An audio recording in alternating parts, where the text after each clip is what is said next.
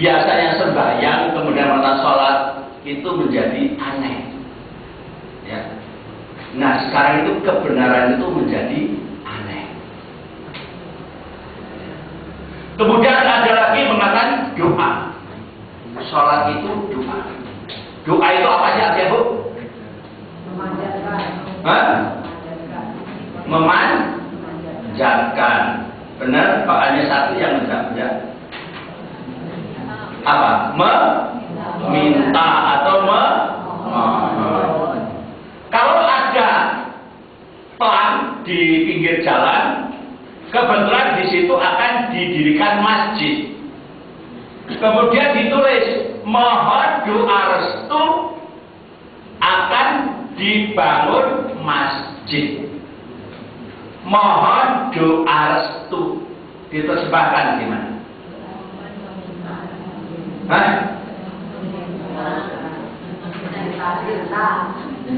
Benar nggak kalimat ini? Benar nggak, Pak? Benar nggak? Orang benar kan orang wani protes. Nah inilah kesalahan-kesalahan yang diterpelihara sehingga menjadi tradisi. Itulah Indonesia. Ya. Sehingga untuk merubahnya sulit.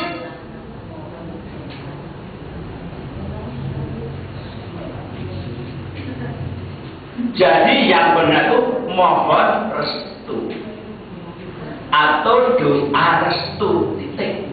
Nggak usah mohon doa restu. Saya ilmu pengetahuan. Ilmu itu dalam bahasa Arab ilmi, yaitu pengetahuan. Jadi ilmu pengetahuan jadinya apa itu? Ilmu pengetahuan. Ya. Baik. Yang lebih memprihatinkan itu di dalam buku-buku pelajaran anak SD sampai SMA tentang arti sholat. Di situ dikatakan sholat yaitu perbuatan yang diawali dengan takbir dan diakhiri dengan salam. Umpamanya ini di sini umpamanya ada air, saya mau minum, Allahu Akbar, glek glek glek glek, Assalamualaikum warahmatullahi wabarakatuh. Itu salat namanya. Ini akan mengabulkan pengertian sholat. Anak-anak sekarang nggak ngerti apa itu sholat. Maka di masjid-masjid banyak yang kosong. Karena apa? Pengertian sudah dijangkalkan. Tidak mengandung makna. Nah itulah beberapa istilah sholat menurut umum. Banyaknya ditulis dalam kamus bahasa Indonesia dan dalam buku pelajaran agama Islam dari SD sampai SMA. Nah, sholat menurut Al-Quran itu apa? Ada beberapa ayat secara kronologis Allah menjelaskan. Yang pertama surat Al-Baqarah ayat 119 tadi. Kami utus kamu Muhammad dengan kebenaran untuk membawa kabar gembira dan memberi peringatan. Jadi Rasulullah diperintah Allah untuk membawa kabar gembira dan memberi peringatan. Kabar gembiranya apa? Kabar gembiranya kepada orang yang mentaati perintah Allah dan Rasulnya atau orang yang taat. Di dalam surat Al-Baqarah ayat 25 sampaikanlah kabar gembira kepada orang yang beriman, yaitu orang yang mentaati perintah Allah dan Rasulnya. Kepada mereka diberi karunia yaitu jannah, surga. Ya. Jadi orang yang beriman akan diberi jannah. Nanti kalau mati menjadi jenat. Ya. Jenat itu berasal dari kata jannah, itu doa. Jadi ibu-ibu Jangan marah kalau disebut jenat. Justru harus berterima kasih karena didoakan. Juga disebut swargi. Swargi itu mudah-mudahan masuk surga atau almarhum, orang yang diberi rahmat Allah. Kemudian peringatannya apa? Peringatan dalam surat Toha ayat 74 dan 75, surat 20. Langsung terjemahan. Tadi saya nggak nyindir, saya memang pas itu untuk menjelaskan tentang sholat perbuatan yang diawali dengan takbir dan diakhiri dengan salam. Bukan saya minta minum. Tapi terima kasih. 74, 75. Monggo. Coba. Allahu Akbar.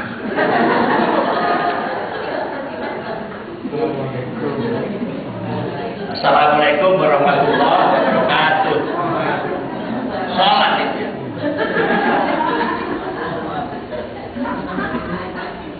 Sebentar. Ternyata itu setelah saya teliti itu dari kitab kuning yang tertua di Indonesia.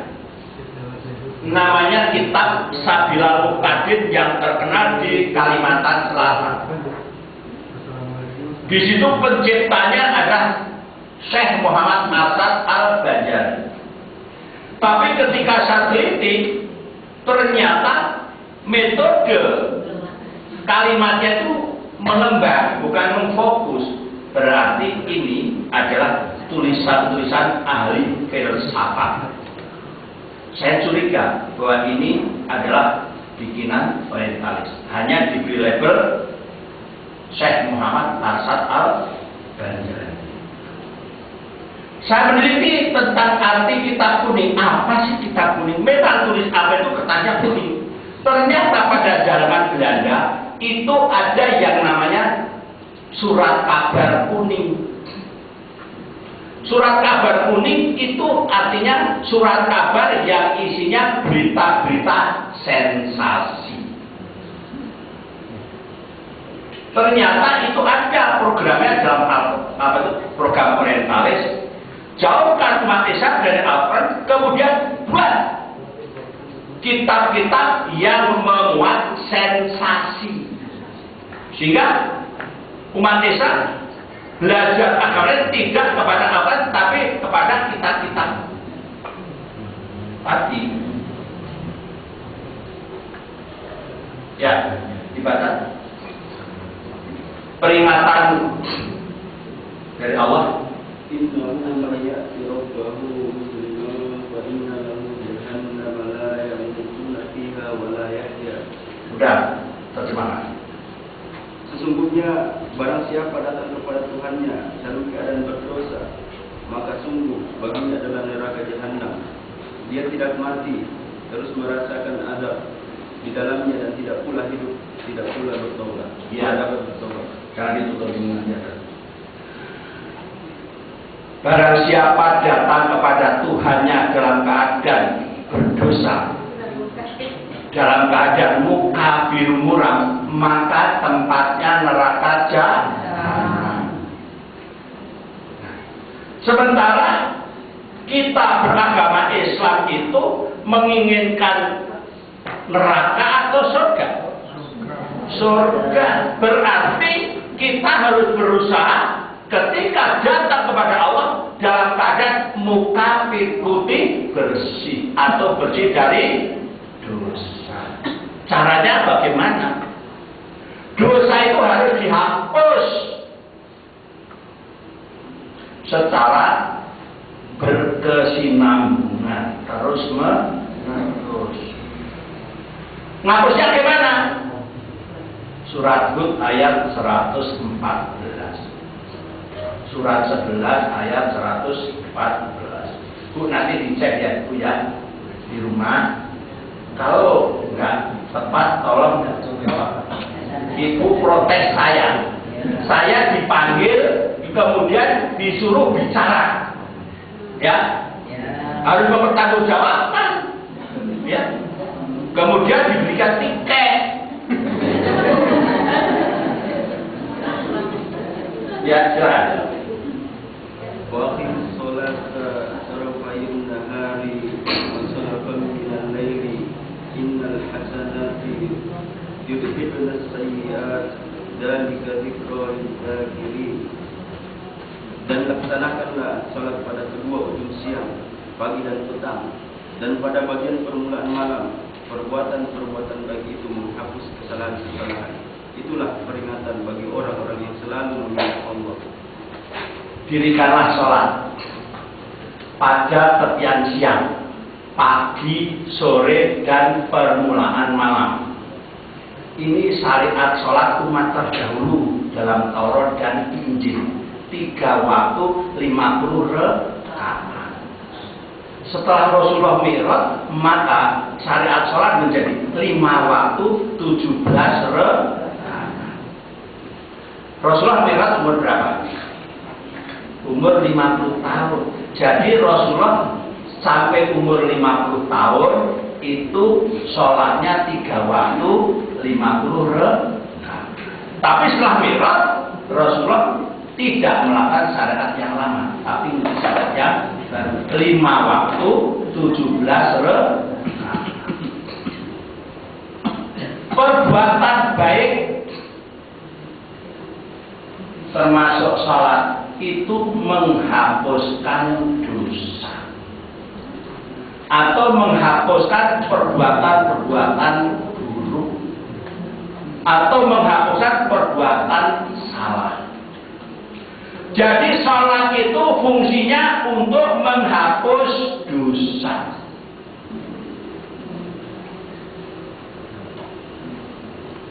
Berbeda dengan Kristen. Kristen itu kalau berdosa, dosanya ditebus dengan daya darah Yesus di kayu salib. Orang Hindu juga begitu, kalau salah ditebus dengan sesajen. Orang Buddha atau Buddha juga begitu, kalau berbuat salah, biar salahnya terhapus, ditebus dengan sesajen. Di dalam surat Al-Baqarah ayat 45-48 di situ dikatakan, takutlah pada suatu hari, yaitu hari penghakiman, di mana seseorang tidak bisa membela orang lain sedikit pun, dan tidak diterima syafaat dan tebusan dari mereka, dan mereka bertanggung jawab sendiri-sendiri, tidak ada yang bisa menolong. Jadi syafaat dan tebusan tidak diterima nanti di hari penghakiman. Yang diterima itu adalah sholat. Nah, sholat adalah menghapus kesalahan. Dalam dunia pergaulan dan bermuamalah, kalau saya mempunyai kesalahan sama bapak-bapak dan ibu-ibu, agar kesalahan saya itu terhapus, apa yang harus saya lakukan? Minta maaf. Minta maaf menghapus kesalahan. Sholat juga menghapus kesalahan. Jadi sholat itu artinya minta maaf. Surah Hud ayat 3, mohon ampun dan bertobat kepada Allah. Ya.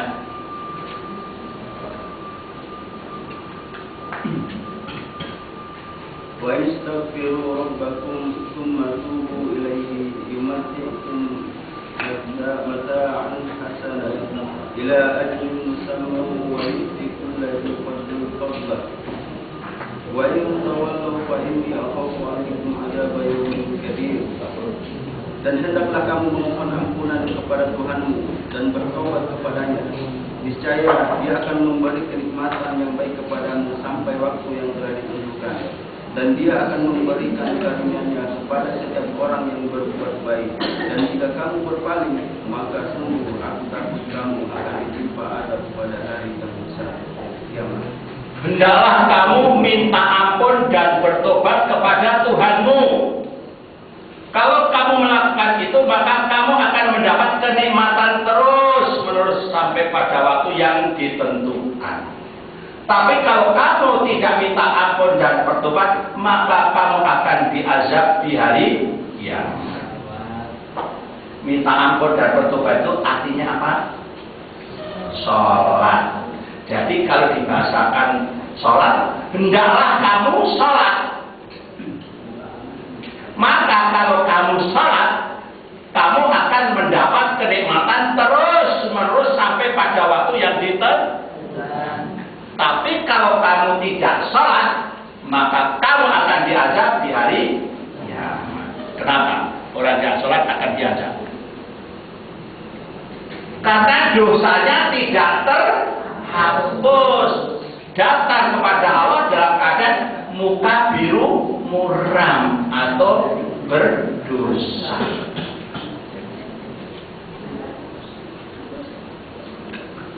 Jadi menurut Al-Quran, sholat itu mohon ampun dan bertobat. Nah sekarang renungkan, rasakan masing-masing.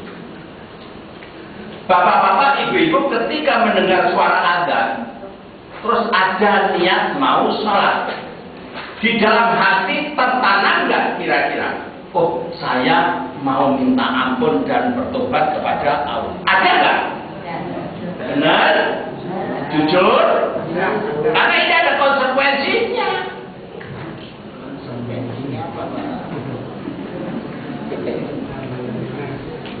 Hah? Nah, dulu saya sudah mengenai investigasi. Sebagian umat Islam Indonesia ketika mau sholat di dalam hati hanya mau menggugurkan kewajiban, bukan untuk minta ampun dan bertobat. Sebab apa?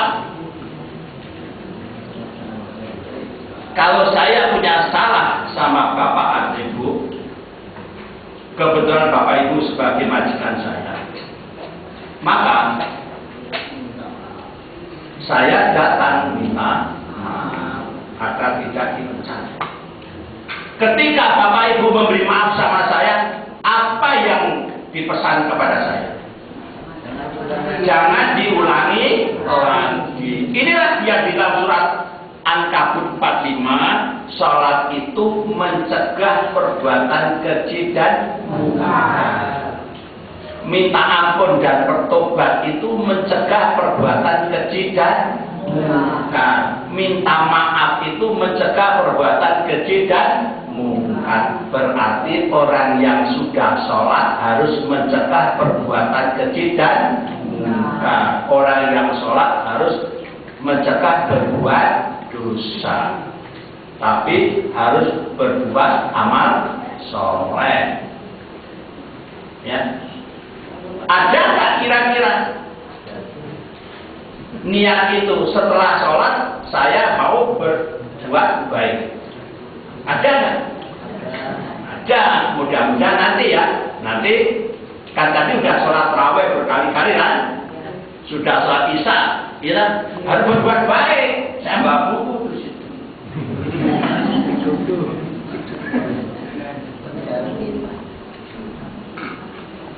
Gini make, biasanya kelosok, carry. Ya monggo. Jadi sholat itu apa bu? Menurut Al-Quran? Mohon ampun dan bertobat atau minta maaf. Dipermudah, orang Jawa itu biasa mempermudah bahasa.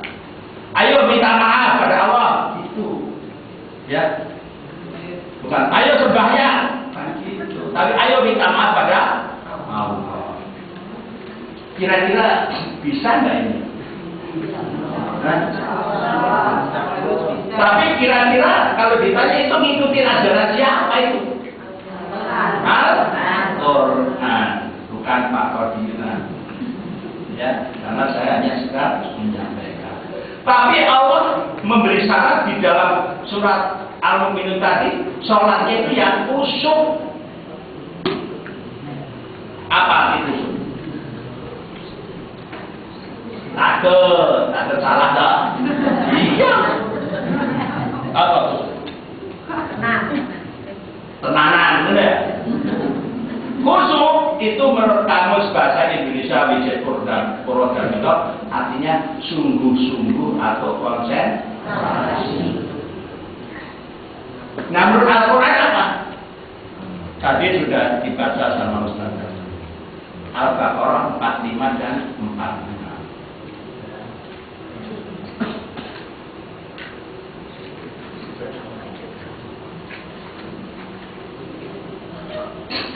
Di samping itu.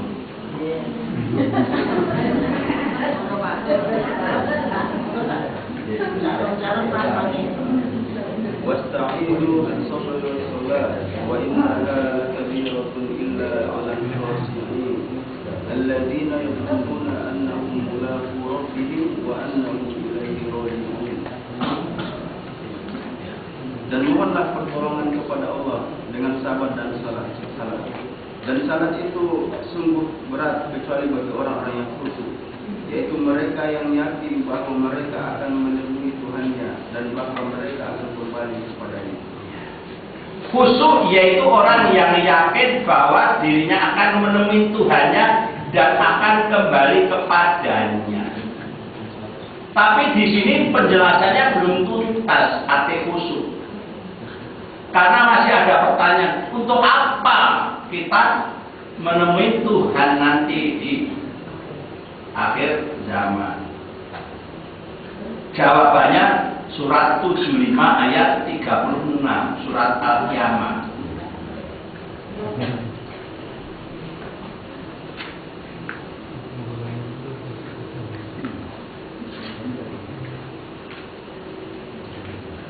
Al-Qiyamah ayat 36.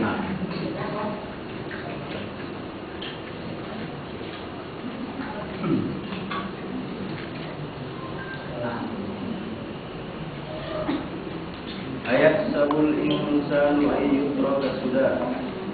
Apakah manusia mengira dia akan dibiarkan begitu saja tanpa pertanggungjawaban? Apakah manusia mengira akan dibiarkan begitu saja tanpa pertanggungan jawab atas perbuatannya? Ternyata kita nanti menghadap Allah itu dalam rangka kita mempertanggungjawabkan atas perbuatannya.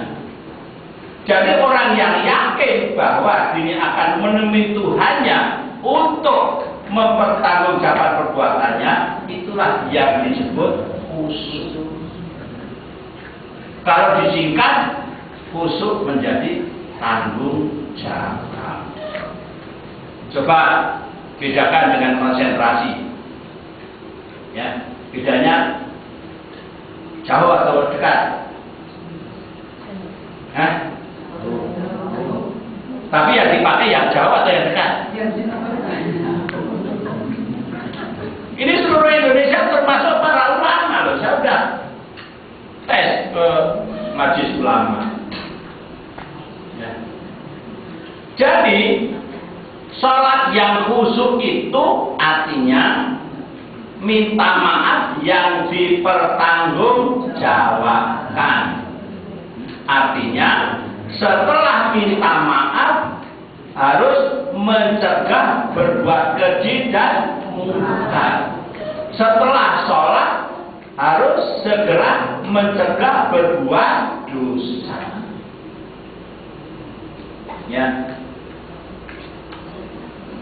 Sholat subuh yang khusyuk itu artinya minta ampun dan bertobat di waktu subuh yang dipertanggungjawabkan sampai zuhur. Apabila dari subuh sampai zuhur tidak berbuat dosa, maka sholat subuhnya khusyuk. Khusyuk di sini bukan konsentrasi tapi tanggung jawab. Sholat zuhur yang khusyuk apabila dari zuhur sampai asar tidak berbuat dosa. Sholat asar yang khusyuk apabila dari asar sampai maghrib tidak berbuat dosa. Sholat maghrib yang khusyuk apabila dari maghrib sampai isya tidak berbuat dosa. Sholat isya yang khusyuk apabila dari isya sampai subuh tidak berbuat dosa.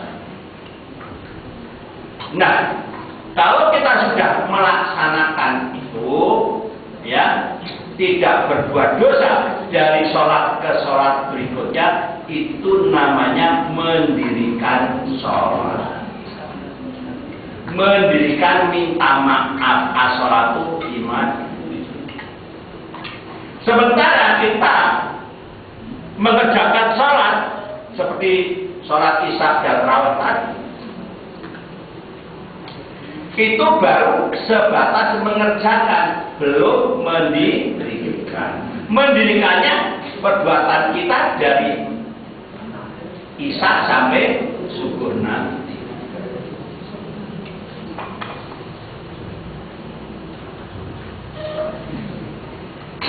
Bapak-bapak, ibu-ibu jamaah rahimakumullah.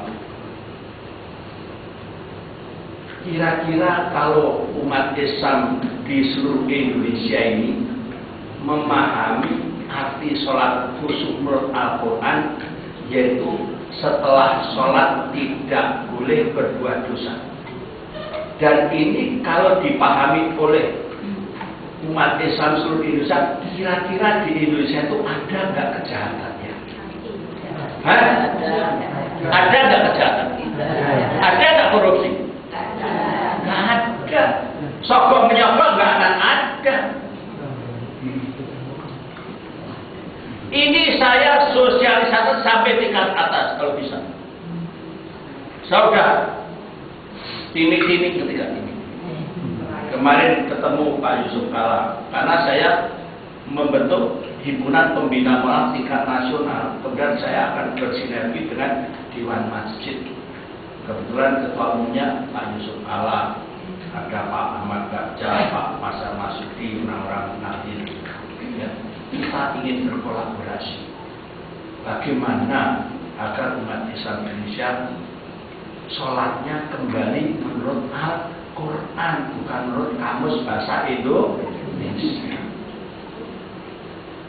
Di dalam surat An-Nisa ayat 103, di situ dikatakan, setelah kamu selesai mengerjakan sholat, ingatlah Allah di waktu berdiri, di waktu duduk, dan di waktu berbaring. Maksudnya apa?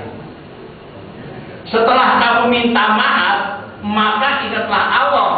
Ketika berdiri jangan berbuat dosa. Ketika duduk jangan berbuat dosa. Dan ketika berbaring juga jangan berbuat dosa.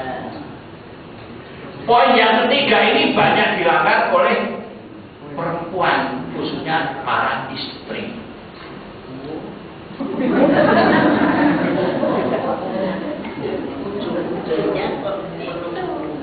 Ya ini kebetulan. Sebab di dalam surat Al-A'raf ayat 189 itu ayat mengatakan begini. Dialah yang menciptakan kamu dari diri yang satu, daripada diciptakanlah istrinya, agar dia senang kepadanya. Maksudnya apa ya? Allah menciptakan kamu dari diri yang satu, yaitu Adam, seorang laki-laki.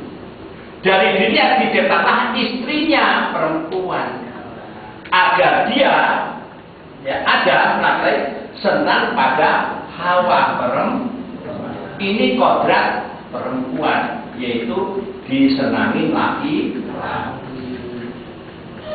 Maka kalau istrinya atau suaminya lagi senang sama istrinya, di waktu berbaring jangan berbuat